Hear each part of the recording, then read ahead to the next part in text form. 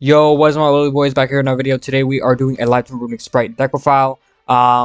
Reason I'm doing this is because I never really done this on the channel before, so I thought it'd be cool, kind of cool to see what I could color up with this deck and show you guys what you can actually do with this deck, right? So yeah, so we're gonna be doing a deck profile and a combo video, a combo portion to show you guys what the deck can really do with a 2.5 card combo. And yeah, so basically that's what we're going to be doing today. So if you haven't already, please consider liking and subscribing, because 80.5% of you are not subscribed. So if you haven't already, please consider subscribing. And without further ado, let's hop right into it. All right, so for starters, we are running 3 Lilo, right? 3 Lilo, of course, is the best normal summon. Reason why you run 3 because you want to summon the Frost, of course. 1 key skill. We're only running 1 because you don't want to open it up with the Live Twin Lila. So if you open it up with the Live Twin Lila, it's kind of a brick. So that's why you only run 1.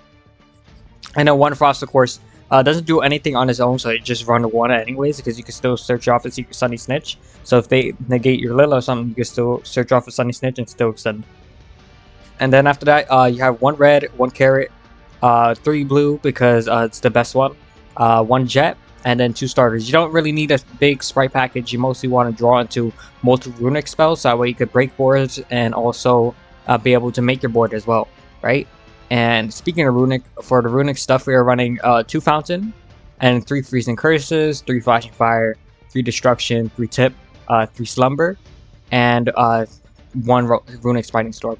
You could cut this for like a call buy or something, or more hand traps if you want to.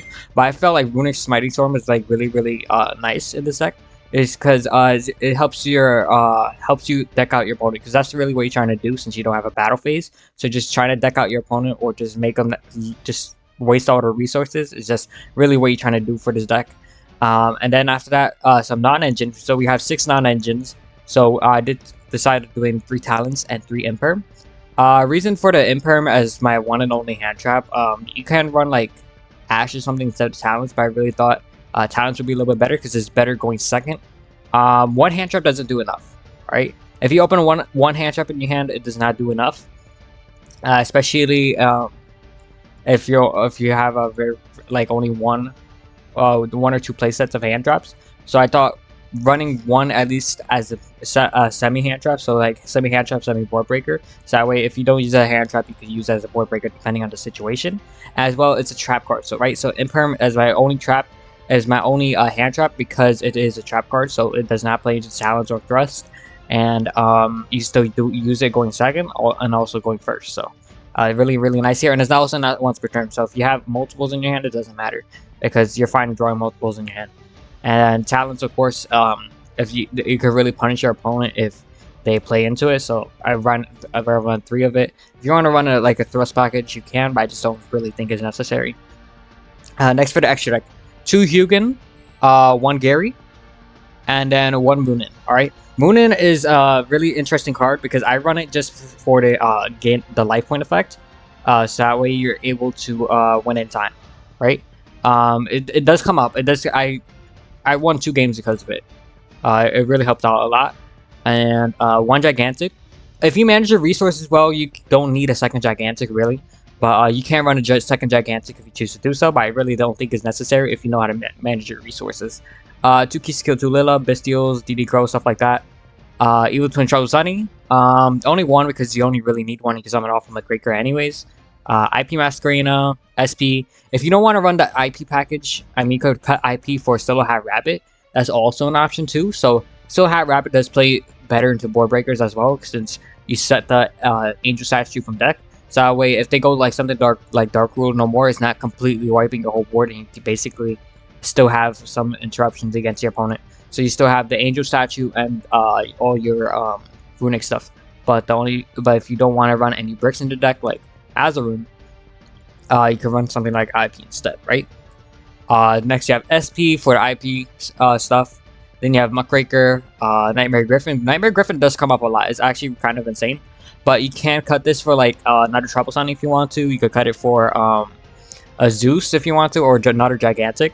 And then of course Superstar Slayer Typhon. I just think Typhon is like as a one of in the deck is actually really nice, especially being a 29/29 attack. Is being nice is really nice if you're going for like a OTK, which you barely do in this deck because you don't really have a battle phase, but you can replace this for a access code if you choose to do so. So now that we're done with the deck profile, let's go on to the combo portion. Alright, welcome to the combo portion. So today, this is going to be a 2.5 card combo. All you need is Live Twin Lilla or any access to any of your Live Twin stuff, except for Frost and any Runick spell. And of course a discard. So we're using Imperm as a discard here. So first what we're going to do, we're going to normal summon Lilla, activate her effect to summon Frost, right? And next after that, we're going to go any Runick spell. So in this case, it's Runick Flashing Fire. We're going to special summon Hugin from that extra, right? Next after that, we're going to use Hugin's effect. This is going to go ahead and discard a card and going to add a Runick Fountain. Okay, Runick Fountain is really important here because this is going to get our recursion. Next, we're going to Xyz using Hugin and Lilla into Gigantic. Then after I use a Gigantic effect, summon out Blue. Blue is going to grab Jet. Jet is going to grab a Starter. And the reason you go Starter here is it's how you play around hand traps.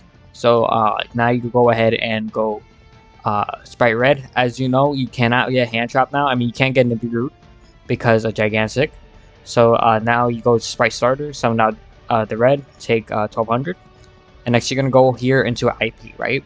And this, in any other case, it'll be like if you're running the Silver Hat Rabbit, then you go ahead and go Silver Hat Rabbit, set the Azurin from deck. But yeah, so we're going to go IP and go into Key Skill effect. It's going to summon back Lilla. And then after that, we're going to go ahead and go into Lilla. And then Lilla, summon back Key Skill. Key Skill is going to draw a card. You mostly want to put Key Skill here. Make sure nothing's in these zones. That way they can't go Relinquish Anima on you. And yeah, so the reason why I don't link into these two Evil Twins into the another Key Skill is because you want the extra body for Red Negate and IP material, right? So next you go Runick Fountain and pass turn. Alright, so remember, so this was a 2.5 card combo, so you do have 2 other cards in hand. So in this case, it was like we have 3 Runick spells, two of them being duplicates, and we go ahead and pass turn. So what do we actually really have here? So this does not look much, but it's actually a lot here. So let's see what we have. So we do have Key Frost Engrave. If they add a card from deck to hand, they could go ahead and draw a card. We draw into Call by here. IP can go ahead and link the Lilla and herself into SP. SP can banish something, and remember you have SP second effect, so that way you can banish 2 monsters on field. And then after that, you also do have a Key Skills effect, summon back Lilla. Just remember you have to do IP's effect first, because then after that, if you use one of your Evil Twins effect first, then after that you're locked into Fiends, and you can, since SP is a warrior, you can't go into IP into SP anymore if you use one of the Evil Twins effect to summon from grave. Right, so next after that, so now you're locked into Fiends, but you already have a SP Low Knight, so you're good. And then next after that, you have the Lilla pop, and then next you have a Red Negate tributing the Key Skill, so that way you negate and destroy. And then after that, you have Lilla's effect to also draw a card. I mean, Lilla's effect to summon that Key Skill, and then to draw a card. So in case we draw Runick Fountain, and we also have whatever Runick spells we have in our hand. So we also have Destruction. Let's say we have Destruction and Flashing Fire. Okay, so let's do more interruptions there. So then after that, we have Fountain here to also put back 3 spells and draw 3 cards. So what I really liked about this deck, okay, we also have, apparently we draw into Runick Tip, so Runick Tip can go ahead and add Freezing Curses. And then after that, Freezing Curses to negate something. So that the insane amount of recursion and like advantage you could get from this deck is insane. If you really know how to play this deck is absolutely disgusting. And this deck can really outplay the opponent if you know how to play it right. So that is it for today's video. Hope you guys enjoyed. Don't forget to like and subscribe, and I'll see you guys next time. Peace.